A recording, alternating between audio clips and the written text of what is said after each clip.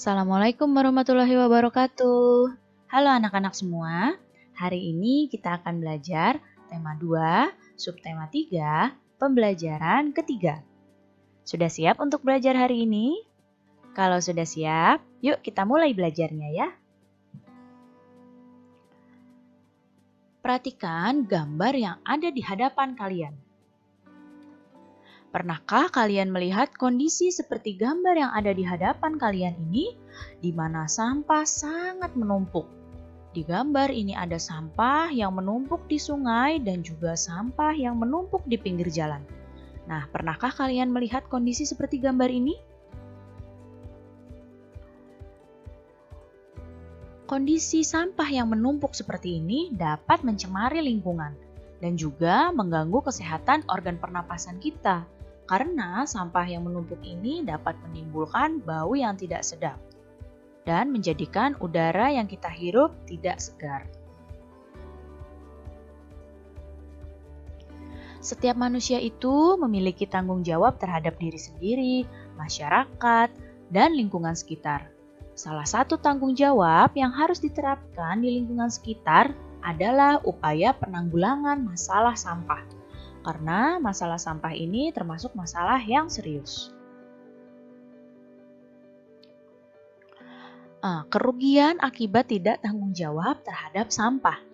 Apa saja kerugian akibat seseorang tidak tanggung jawab terhadap sampah?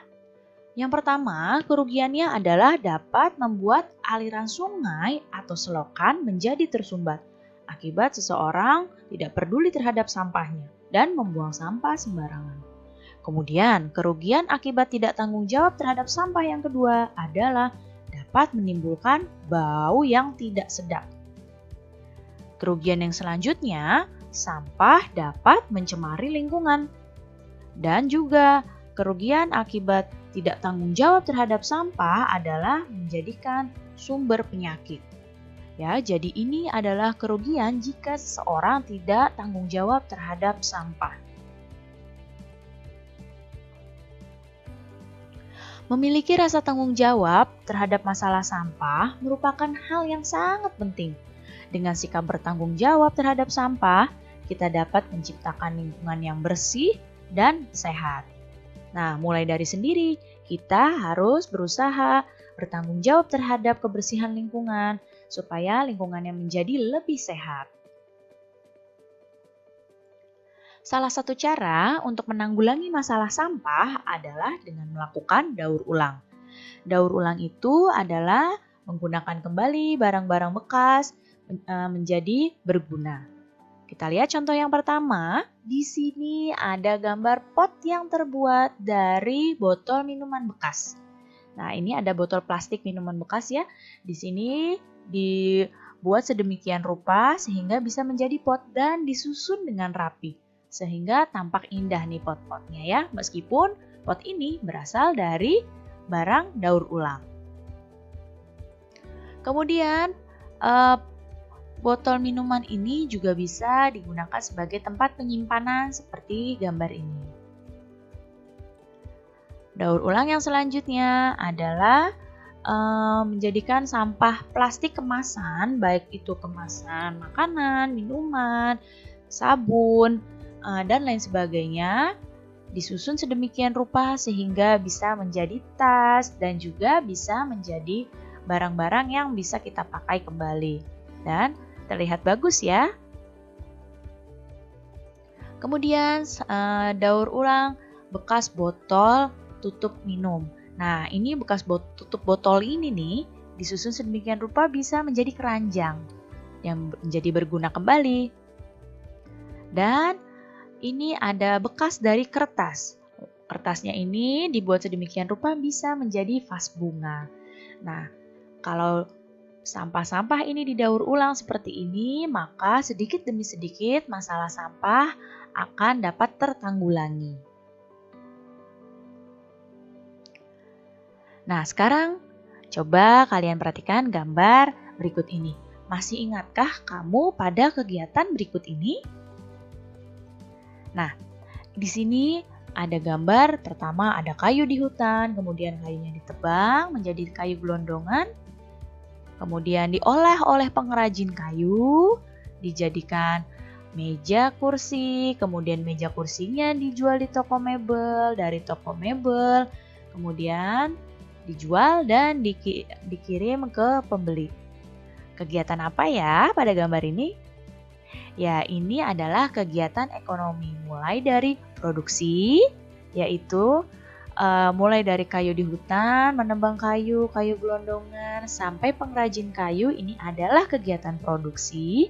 Kemudian kegiatan distribusi, yaitu menjual barang-barang kayu ini di toko mebel dan dijuallah ke pembeli, dibeli oleh pembeli, ini namanya kegiatan konsumsi. Jadi, gambar yang ada di hadapan kalian adalah gambar kegiatan ekonomi, mulai dari kegiatan produksi yang dilakukan oleh produsen, kemudian kegiatan distribusi yang dilakukan oleh distributor, dan juga kegiatan konsumsi yang dilakukan oleh konsumen.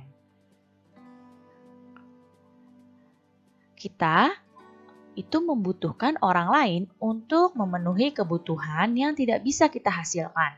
Misalnya kamu menginginkan baju, tapi kamu tidak bisa membuat baju begitu saja. Kamu butuh orang lain yang menjual baju untuk menggunakan baju tersebut.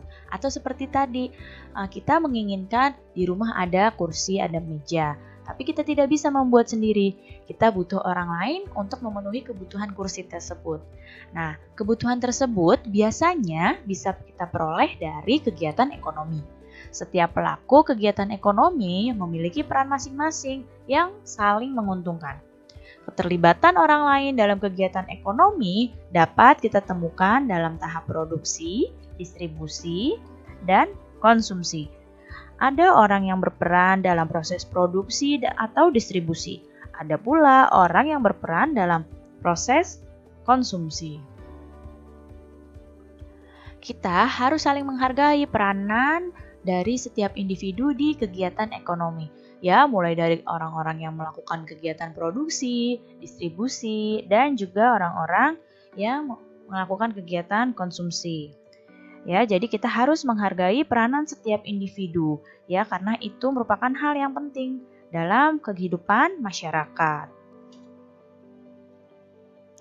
Baik anak-anak semua, cukup sekian ya penjelasan Ibu kali ini. Mudah-mudahan kalian dapat paham dan mengerti. Terima kasih anak-anak semua. Sampai jumpa lagi.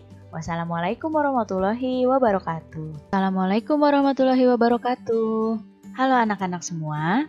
Hari ini kita akan belajar tema 2, subtema 3, pembelajaran keempat. Bagaimana, sudah siap untuk belajar hari ini? Kalau sudah siap, mari kita mulai belajarnya ya. Perhatikan gambar yang ada di hadapan kalian. Kira-kira usaha apa ya yang dilakukan orang pada gambar tersebut? Ya, ini adalah usaha penjualan bibit tanaman. Usaha penjualan bibit tanaman seperti ini meskipun terlihat sederhana, tapi jasa penjual tanaman tersebut sangat banyak. Dia menyediakan bibit-bibit aneka tanaman yang akan tumbuh, menghijaukan, dan memperindah lingkungan kita. Setiap orang akan melakukan kegiatan ekonomi untuk memenuhi kebutuhan hidupnya. Ada yang menjadi petani, pedagang, nelayan, pegawai swasta, pegawai negeri, tenaga medis, pengusaha, dan lain-lainnya. Meskipun berbeda-beda, kita harus menghargai setiap kegiatan usaha yang dilakukan oleh orang lain ya. Lalu bagaimana cara menghargai kegiatan usaha ekonomi orang lain? Berikut cara menghargai usaha ekonomi orang lain. Perhatikan baik-baik. Yang pertama, menumbuhkan persaingan usaha yang sehat dalam kegiatan perekonomian. Kemudian, yang kedua, kita tidak boleh merendahkan usaha milik orang lain. Dan selanjutnya, kita harus menghormati usaha ekonomi orang lain dan tidak iri dengan keberhasilannya. Kemudian, kita juga harus meneladani keberhasilan orang lain dengan meniru sikap positif orang yang berhasil tersebut.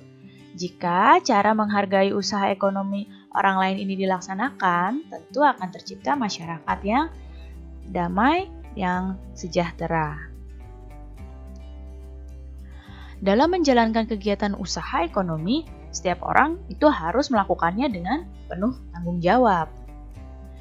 Penerapan tanggung jawab itu sangat penting bagi terciptanya keharmonisan dalam kehidupan warga masyarakat. Penerapan tanggung jawab dapat menjalin kerukunan dan persaudaraan antar warga masyarakat. Penerapan tanggung jawab juga dapat menciptakan ketertiban, keamanan, dan ketenangan dalam masyarakat.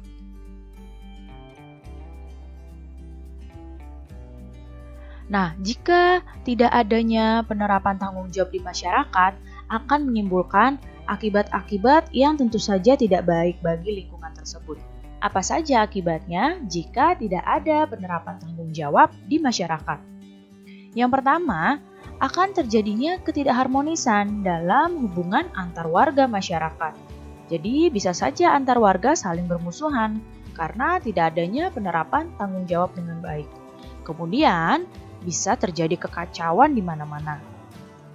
Dan tidak adanya kerukunan antar warga masyarakat, serta tidak akan terciptanya ketertiban, ketenangan, dan keamanan dalam masyarakat. Jadi masyarakat itu harus sadar ya akan kewajibannya dan melaksanakan kewajiban tersebut dengan penuh tanggung jawab. Dengan demikian, kehidupan masyarakat akan berjalan dengan nyaman, aman, dan juga dengan sejahtera. Baik anak-anak, cukup sekian ya penjelasan Ibu kali ini. Mudah-mudahan kalian dapat paham dan mengerti. Terima kasih anak-anak semua. Sampai jumpa lagi. Wassalamualaikum warahmatullahi wabarakatuh.